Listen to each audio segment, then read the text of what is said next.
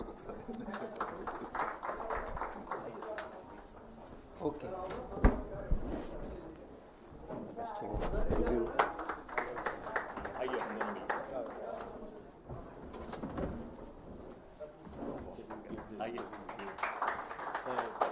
राजेंद्र भाई इधर आ जाइए।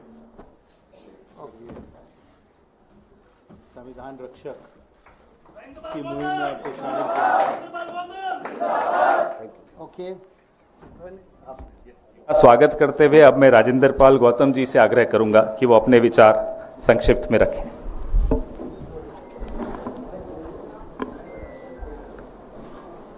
सभी को नमस्कार।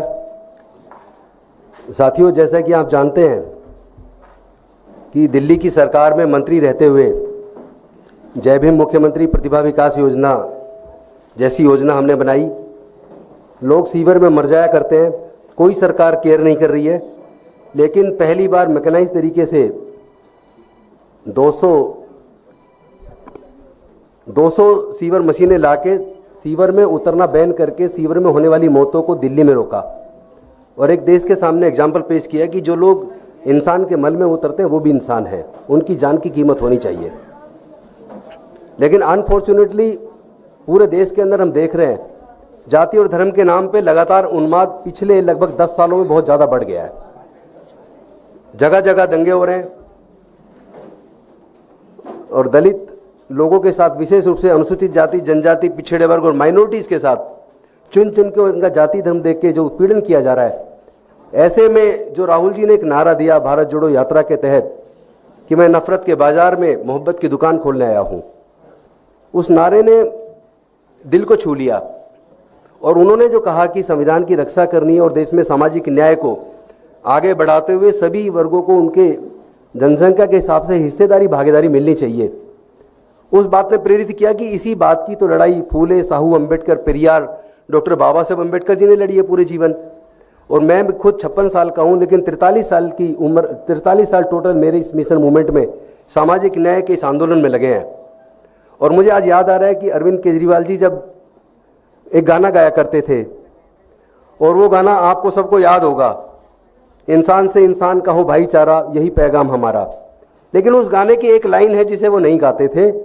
वो लाइन है, नए जगत में हुआ पुराना ऊंच नीच का किस्सा, सबको मिले मेहनत के मुताबिक अपना अपना हिस्सा। अगर वो हिस्सा नहीं मिलेगा तो कहीं ना कहीं हम धोखा दे रहे हैं। और इसीलिए मुझे पहले मेरा संघर्ष इस बात के लिए हमेशा रहा, आम आदमी पार्टी में रहते हुए भी, कि सबको उनकी मेहनत के मुताबिक जिम्मेदारी हिस्सा मिलना चाहिए, मान सम्मान होना चाहिए सबका। उन्होंने जो मुझे मौका दिया 2 बार विधायक लड़ने का और बहुत बड़े मार्जिन से 2 बार जीत हुई, मंत्री बनने का मौका दिया, उसके लिए तो मैं उनका आभार व्यक्त करता हूँ। लेकिन मेरी लड़ाई कहीं और है। सामाजिक न्याय के मुद्दे पर, जाति जनगणना के मुद्दे पर, हिस्सेदारी भागीदारी के मुद्दे पर कहीं ना कहीं आम आदमी पार्टी चुप्पी साध लेती है। और विशेष रूप से अनुसूचित जाति, जनजाति, पिछड़े वर्ग में माइनॉरिटीज़ के लीडर्स के साथ अगर कोई बात होती है तो वो चुप्पी साध लेते हैं। ये बात कहीं ना कहीं दिल को लगती है, ठेस लगती है। और हमने कोशिश की पार्टी में रहते हुए कि सामाजिक न्याय पे आप लोग आइए, और आप सामाजिक न्याय पे नहीं आएंगे तो फिर कैसे हमारा विचार नहीं मिलेगा। इसी वजह से अल्टीमेटली दुखी मन से कि भाई यहाँ से सामाजिक न्याय की लड़ाई आगे बढ़ाना मुश्किल है। और मेरी लड़ाई कोई एमएलए, एमपी, मंत्री बनने की नहीं है, कभी नहीं रही। जिस चीज़ की लड़ाई, अगर वो लड़ाई वहाँ जाके वहाँ रह के नहीं लड़ सकता तो अननेसेसरी मैं उनको दुखी करूँ या वो मुझे दुखी करूँ, उसकी ज़रूरत क्या है। वो अपना, जो उनका अपना क्षेत्र उस पर काम करें, और मैं अपनी सामाजिक न्याय की लड़ाई जहाँ से आगे बढ़ती देखेगी वहाँ मुझे जाना चाहिए। और आज मुझे लगा कि चूँकि जो हमारे कांग्रेस के राष्ट्रीय अध्यक्ष हैं खड़गे जी, उनका खुद का जीवन संघर्ष से भरा रहा है, और राहुल गांधी जी का पूरे परिवार का जीवन संघर्ष से भरा रहा है। और वो आज अगर सामाजिक न्याय की बात कर रहे हैं, संविधान की रक्षा की बात कर रहे हैं, अगर वो हिस्सेदारी भागीदारी की बात कर रहे हैं कि सभी क्षेत्रों में हिस्सेदारी भागीदारी होनी चाहिए और वो मैं करके रहूँगा। उन्होंने यहाँ तक कहा कि ये मेरा राजनीतिक मिशन नहीं है, मेरे जीवन का मिशन है। इस बात ने कहीं ना कहीं मेरे दिल में जगह की। और मेरे भी जीवन का जो मिशन है वो राजनीति या एमपी एमएलए बनना, मंत्री बनना या कोई बड़ा पद लेना, ये कभी नहीं रहा।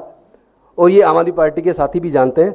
तो मैं अपने सामाजिक न्याय की लड़ाई को आगे बढ़ाने के लिए आज कांग्रेस को ज्वाइन किया, और उन्होंने मुझे बड़े सम्मानपूर्वक ज्वाइन कराया। मैं के.सी. वेणुगोपाल जी जो राष्ट्रीय महासचिव हैं उनका भी धन्यवाद करता हूँ, मुख्य प्रवक्ता पवन खेड़ा जी का भी धन्यवाद करता हूँ, राजू जी का भी धन्यवाद करता हूँ, चूँकि SC ST OBC माइनॉरिटी मोर्चा पूरे देश का देख रहे हैं, और SC ST के मोर्चे को राजेश लिलोटी देख रहे हैं, उनका भी मैं धन्यवाद करता हूँ। दिल्ली के अध्यक्ष देवेंद्र यादव जी, उनका भी धन्यवाद करता हूँ। विशेष धन्यवाद करता हूँ मैं डॉक्टर अनिल जैन जी का, जो मेरे संघर्ष के पुराने साथी हैं। उन्होंने हमने मिलके इस इंडिया गठबंधन के लिए चुनाव के दौरान अपने संविधान सम्मान समारोह के लिए लखनऊ में बहुत बड़ा प्रोग्राम किया, जिसमें राहुल जी थे। हमने हरियाणा में पंचकुला में प्रोग्राम किया, अभी बनारस में किया। चूँकि वो नॉन पॉलिटिकल प्रोग्राम है, किसी राजनीतिक मंच से नहीं किए, वो सब संविधान के सम्मान में किए हैं, और उस लड़ाई को हम आगे जारी रखेंगे। मैं आप सब साथियों का धन्यवाद करता हूँ। भारद्वाज जी भी साथ बैठे हैं, उनका भी मैं धन्यवाद करता हूँ। हम लोग तो कॉलेज के बड़े पुराने साथी हैं। भारद्वाज जी, हम जब ये यूनिवर्सिटी का चुनाव लड़ते, मैं भी LLM का प्रेसिडेंट रहा उस दौरान। राजेश लिलोटे जी मेरे बड़े पुराने साथी हैं।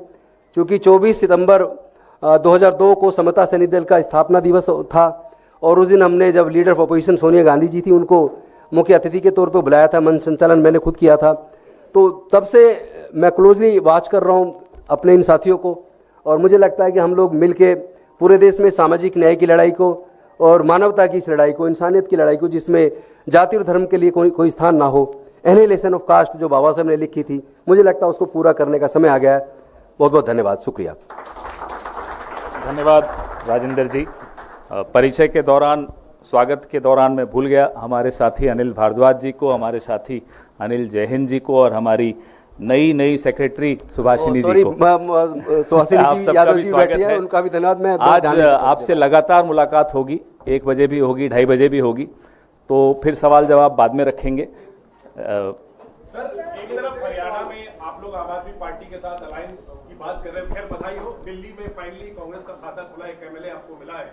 लेकिन हरियाणा में एक तरफ आम आदमी पार्टी से गठबंधन की बात चल रही है, आम आदमी पार्टी ऑलरेडी इंडिया अलायंस में शामिल है। ऐसे में क्या इस पर गठबंधन में कोई खटास नहीं आएगी?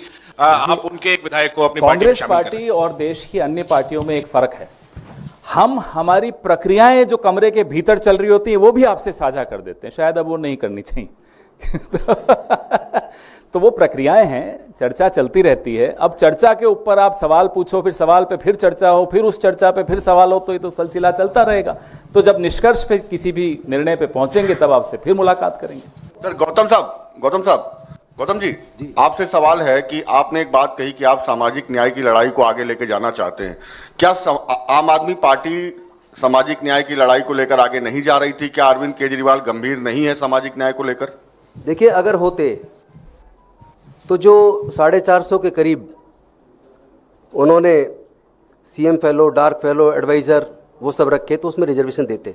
मैंने उस वक्त भी चिट्ठी लिखी थी, लेकिन उस पर कोई ये कहा कि ये नौकरी नहीं है, तनख्वाह जा रही है हर महीने, और जो काबिलियत आप मांग रहे हो, काबिलियत के लोग अगर अनुसूचित जाति, जनजाति, पिछड़े वर्गों में हैं, तो उनमें उनको हिस्सा देने में क्या दिक्कत थी? साथ में एक बात बताइए, आज जो योजनाएं हमने बनाई, समाज कल्याण विभाग से संबंधित, SC ST OBC से संबंधित, माइनॉरिटी संबंधित, सब योजनाएं बंद क्यों हैं? किसी को दर्द क्यों नहीं होता? जब SC ST OBC माइनॉरिटी के मुद्दे पे बात आती है, उनके जो योजनाएं उनकी पहले से चलती है वो सारी बंद है, तो किसी को दर्द क्यों नहीं होता? उस पर सीरियसनेस नज़र क्यों नहीं आती? मेरे मन में वो दर्द है। जिन वर्गों के लिए योजना बनाई है, उनके विकास की योजनाएं हैं, सबके लिए योजनाएं। जय भीम मुख्यमंत्री प्रतिभा विकास योजना तो केवल SC ST के लिए नहीं थी, उसमें तो जनरल कैटेगरी टोटल 15,000 बच्चों को सिविल सर्विसेज की कोचिंग, इंजीनियरिंग की, मेडिकल की, तमाम तरह की कोचिंग का हमने इंतजाम किया, और वो चली 2 साल, आज वो बंद है। दर्द होता है जब बच्चे आते हैं।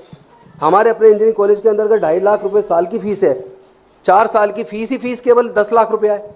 उसके बाद हॉस्टल का खर्चा, खाने का खर्चा, सारे खर्चे जोड़ लिए जाए, 15 लाख से कम में एक बच्चा इंजीनियरिंग की डिग्री नहीं कर सकता दिल्ली के इंजीनियरिंग कॉलेज से। अब पढ़ाई, पैसे के अभाव में बच्चे पढ़ाई छोड़ रहे, कौन देखेगा?